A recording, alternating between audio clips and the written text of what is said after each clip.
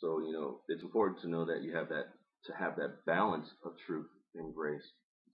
So imagine living in a home, with all truth. I can, it's kind of like it has that like perfectionistic type vibe going on. But then imagine living in a home with all grace. I mean, it's just lawlessness. Your parents will let you do whatever you want, kind of thing. So you got to have that balance, and that's kind of how God is, truth and grace. Think about the scales. So here's a pretty cool verse that I heard in this message. Faithful. This is in Proverbs as well.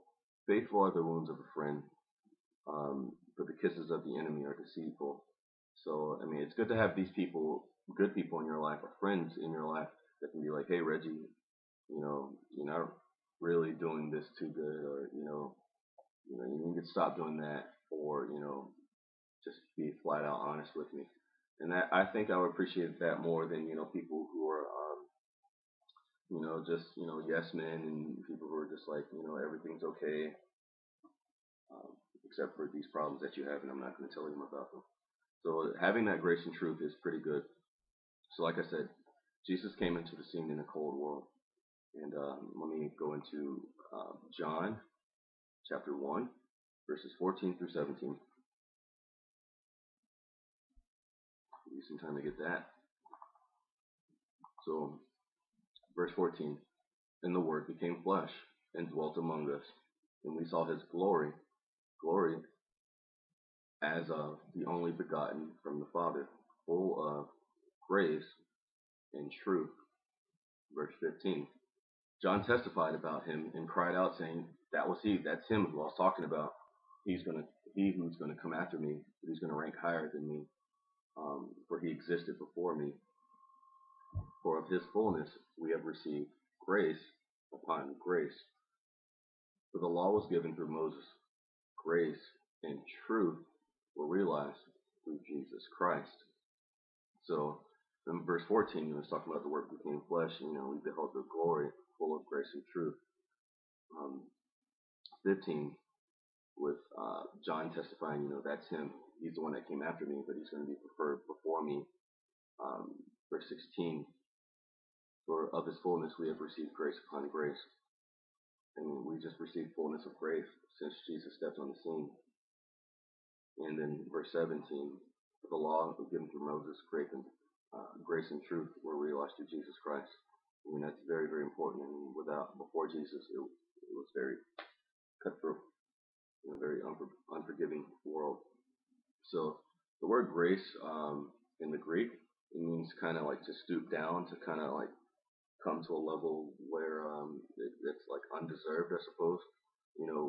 Say I win the lottery, I guess that's not a good example, but say President Obama just gives me $1 million, that's kind of stooping down. I don't deserve it, and that's the same thing with God. I mean, He's blessing you to see another day. He's blessing you with all the things that you have in your life, and He's going to bless you some more. And we don't deserve it. I don't deserve the blessings that God's given me. I don't deserve them, but that's God's grace, and I'm just so thankful because I don't deserve it. I mean, I should be dead, right? I should be dead for the things that I've done, but thank God for His grace. So here's a verse that in my parents' church, before they had a new preacher, this verse was always on the wall above the altar. So imagine, pews, aisle, where the preacher would stand and talk. Behind that is the choir, and it's more of in like a circle kind of room. In the back, in the middle, there was a pool for baptism, and above that on the wall was this verse. I have to set that up. It was Matthew 11:28 through 30. Come unto me, all ye that labor and are heavy laden, and I will give you rest. I'll never forget that verse because it was just always there at my church, in my parents' church. Take my yoke upon you and learn from me. So, go to church, serve, and just learn about the goodness that I can provide you. For I am meek and lowly in heart, and ye shall find rest to your souls. So all you who are running the streets and thinking that, this life is that kind of life is going to get you to where God wants you to be. I feel that maybe that's type of insanity I've been talking to my friends about lately. And then a definition of insanity is doing the same thing over and over and expecting different results. So if you're running the streets or just living an ungodly life and thinking that you will be prosperous, that's kind of a insane kind of way of thinking. Especially if you believe in God. So it continues on to say, "For my yoke is easy and my burden is light." So if you think of a yoke, that's what they used to use on oxen to, just get them to work or whatnot. It was kind of a wooden object that went above their heads and kind of, uh, um, what do you call that? Binded them, so that they could, just work and be controlled. So, I guess a lot of people would think that, man, if I'm a Christian, I can't really live, can't really have fun. And I'm here to say that being a Christian is awesome because I've lived a crazy life. Maybe 10 years ago, I graduated high school and got involved with the wrong people and started doing the wrong things and drinking, partying, and all that goes on with that. And my life literally just went downhill. And I was going to church all the while, and I was kind of going through the motions, kind of thing, but I didn't truly have a relationship with God. And eventually you kind of get to a rock bottom. You get to a point where you're like, this isn't working out for me. Like I have more heartache than pleasure. So eventually I came to a point where I was like, all right, well, I'm gonna start living for God more, start tithing, and I've kind of been on an upward slope since then. Just kind of putting on that yoke of Christ. Living that narrow life. So by grace, when God changes your heart, it changes your life. It does because, like I said, I don't go from doing drugs to living a great life overnight. I would say throughout the course of the last decade, I kind of developed this heart of stone because like the world was kind of affecting me in such a way that I just couldn't trust people. My own actions had me like cold towards people and or judging people or just thinking I'm better than people. And I just had this I had this really messed up attitude towards life, and I was just really a wreck, I guess.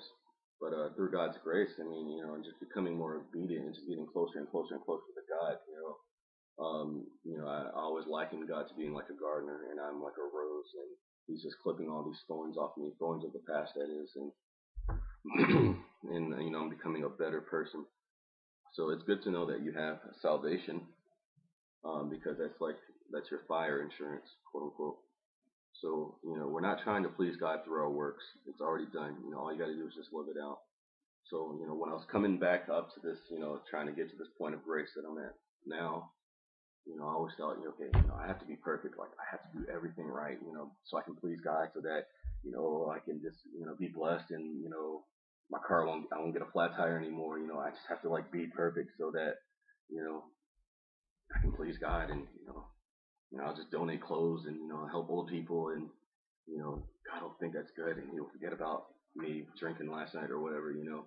So that's definitely the wrong type of attitude, because God's got the grace is there. You just gotta like breathe it in like air. God's grace is there for you. That doesn't really give you a license to sin, but that's there for you.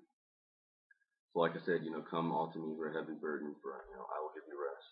So you just gotta receive God's grace. I surrender. I can't do this anymore. I can't party anymore. I can't like see all these snake charmers. That's a term I just came up with recently.